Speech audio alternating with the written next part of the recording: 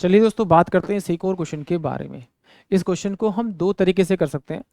Actually examiner ने कहा है एक्स माइनस का 1 और एक्स प्लस का 1 आर फैक्टर ऑफ, इसके फैक्टर दे रखे हैं और ए और बी की वैल्यू इसने निकालने के लिए मुझसे कहा। एक तो तरीका है कि आप ऑप्शन की मदद से निकालिए, दूसरा तरीका है कि इक्वेशन को सॉल्व कर लीजिए। तो दोनों तरीके से करेंगे।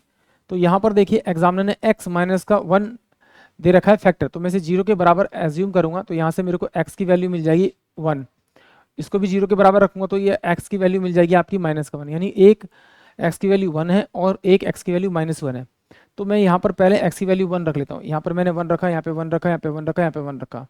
तो ये मेरे पास में जो आएगी वैल्यू आएगी आपकी, वो आएगी आपकी क्या, 1 प्लस का a माइनस का 3 प्लस का 2 और ये प्लस का b।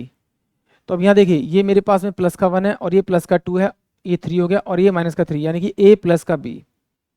यानी कि इस इक्वेशन को पूरे को मेरे को 0 करना है, तो मुझे a और b की वैल्यू चाहिए सेम सेम और दोनों का निशान चेंज होना चाहिए।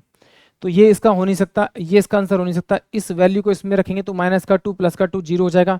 इस वैल्यू को रखेंगे प्लस का 1 और माइनस का 1, ये 0 हो जाएगा। यानी कि सी और डी इस दोनों का आंसर है। अब इन दोनों में से मुझे बताना है कि कौन सा करेक्ट आंसर है। तो कुछ नहीं है, अब मुझे कंफ्यूजन हो रही तो मैं क्या करूंगा, अगर मेरा डिफरेंट आता तो मेरा वही आंसर होता। तो अब मैं क्या करूंगा, एक्स की वैल्यू -1 लेके यहाँ पे सॉल्व करूंगा इसे। जब मैं एक्स की वैल्यू -1 लूंगा तो ये मेरे पास क्या हो जाएगा, आपका प्लस का 1 हो जाएगा क्योंकि 4 है, और ये हो जाएगा माइनस का a हो जाएगा आपका। इसको सोल्व करूंगा तो ये मेरे पास में क्या हो जाएगा आपका, ये माइनस का 3 हो जाएगा, ये माइनस का 2 हो जाएगा और ये प्लस का आपका b हो जाएगा आपका, ये हो जाएगा आपका। ये माइनस का 3 और 2 5 हो रहा है और ये प्लस का 1 है, यानी कि ये होगा माइनस का 4 माइनस का a प्लस का b। यानी कि अब इन दोनों का जो सम चाहिए मुझे वो प्लस का 4 चाहिए। तो अगर मैं इसमें 1 1 रखूंगा तो नहीं बनेगी बात आपकी। अगर मैं 2 रखूंगा, यानी यहाँ पे a की वैल्यू अगर मैं -2 रखूंगा तो ये मेरे पास में प्लस का 2 हो जाएगा और ये प्लस का 2 ये हो जाएगा। इन दोनों का सम करूंगा तो 4, ये माइनस का और ये प्लस का कट जाएगा। यानी कि ऑप्शन सी जो है वो इस क्वेश्चन के लिए करेक्ट ऑप्शन होगा। इस तरह से नहीं करना तो भाई सिंपल सी बात है, आप इसमें इसकी वैल्यू रख लीजिए। यहाँ x की वैल्यू एक बार 1 रख लीजिए और x की वैल्यू यहाँ 0 रख लीजिए। x की वैल्यू 1 रखेंगे तो ये 1 ये 1 ये 1 और ये 1 और ये हो जाएगा। तो यानी कि 1 प्लस का a माइनस का 3 प्लस का 2 प्लस का b इजकल टू में 0 के बराबर हो जाएगा। तो ये कितना आपका ये 2 और एक 3, इस 3 से 3 कट जाएगा, यानी a प्लस का b बराबर है आपका 0 के बराबर। a प्लस b की वैल्यू 0 के बराबर आ गया। सेम अब इसमें -1 रख लीजिए, सेम ऐसे ही ये -1 ये -1 ये -1 और ये -1।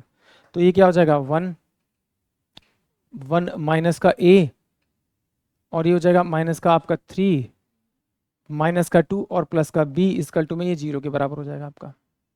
तो ये कितना है, ये आपका ये मेरे पास में हो जाएगा माइनस का a प्लस का b माइनस का 4 इजकल टू में 0। तो अब यहाँ से मैं a प्लस b की वैल्यू या फिर मैं a की वैल्यू यहाँ पे इसको कंपेयर कर देते हैं। ये मेरे पास इक्वेशन 1 हो जाएगी, ये इक्वेशन 2। तो ये a प्लस का b बराबर में ये 0 के बराबर सॉल्व करेंगे, यानी ऐड करेंगे इन दोनों को, तो इससे कट जाएगा 2b बराबर में कितना हो जाएगा आपका 4। तो b की जो वैल्यू आएगी वो मेरे पास में 2 आ गई। अगर b की वैल्यू 2 है तो आप इस पहले वाली इक्वेशन में रख देंगे, b की वैल्यू अगर 2 यहाँ है तो इधर जाके हो जाएगा a इजकल टू में माइनस का 2। यानी कि ऑप्शन सी जो है वो इस क्वेश्चन के लिए करेक्ट होगा। आई होप आप सभी क्वेश्चन समझ में आया होगा।